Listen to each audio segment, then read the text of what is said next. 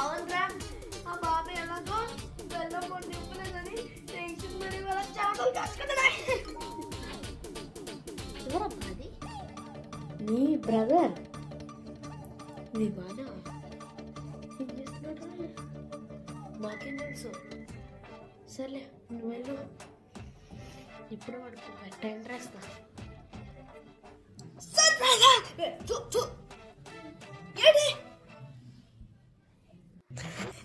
Brother భయపడిపోయాడు, brother భయపడిపోయాడు, భయపడిపోయాడు, భయపడిపోయాడు.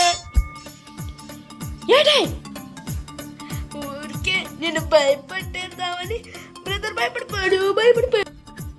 ఓ అబ్బో నీకేం పనిలేదు మరి. అబ్బో నీకు పనిలేదు మరి.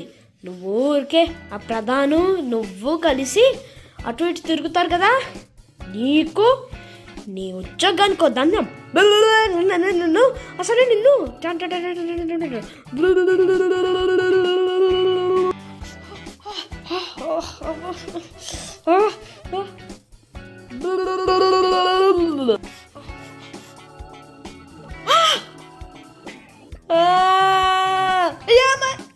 నీ వల్ల ఏమైతుందో చూడు. చెయ్యి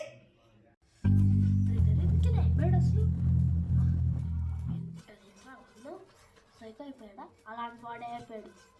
ఇంకా పొద్దున్నే నేను ఏం చేస్తున్నారా అని మామూలుగా అడిగాను, అంతే రాష్కా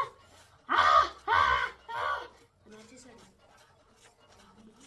చెవుల్లో ఎంత ఘోరమైందో తెలుసా, ఇప్పటికి కొంచెం నొప్పేస్తుంది అనుకో. జరిగిందంతా జరిగింది. ఏ పొద్దున్న నేను ఆద్య చేత తిట్లు తిన్నాను, ఆప్సెట్ నన్ను కొట్టింది. ఆద్య అంటే చిన్న దన్ను వదిలేద్దాం కానీ ఇప్పుడు ఇలా చేస్తున్నాడు. తెలుసుకోవాలంటే నేను ఏదైనా చేయాలి. ఏం చేస్తావు? పని చేస్తావా? నీకు డబ్బులు ఇస్తా. ఎందుకు? పని చేసుకోవడానికి. చెప్పాలిగా వంట పని ఇంటి పని. ఒరే పని చేయాలంటే ఆ పని కాదు, గురించి పని పట్టాను ఒక్క ముందే చెప్పచ్చు కదరా, నువ్వు తెలిసిపోతుంది కదా. ఇప్పుడు నేను ఒక ఐడియా చెప్పరా, చెప్పరా బాబు. బ్రదర్కి ఐడియా సూట్ అవుతుంది కదండి.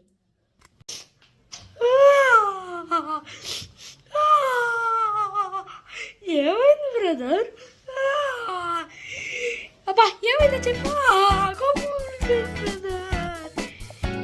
ఇక్కడ ఏం స్విమ్మింగ్ పూల్ లేక ఉండడానికి కాదా? మరి ఏమైనా చెప్పు. చెప్పం మీరు కొట్టాడు. దీనికెందుకు? మామూలుగా చెప్పం మీద కాదు, ఒళ్ళ మీద కూడా కొట్టాడు. ఎందుకు కొట్టాడు? నువ్వు పొద్దున్న తిట్టావు, దాన్ని రివెంజ్ తెచ్చుకున్నాడు కాదు మరి.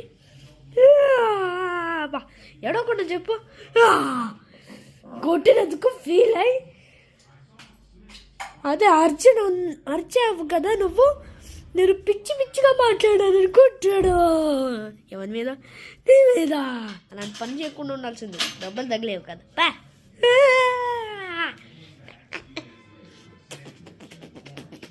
బ్రదర్ ఇప్పుడు నువ్వు నిల్లు, తర్వాత నీకు చూపిస్తాను సినిమా. మరి వెయిట్ చేసి థియేటర్లో చూడు.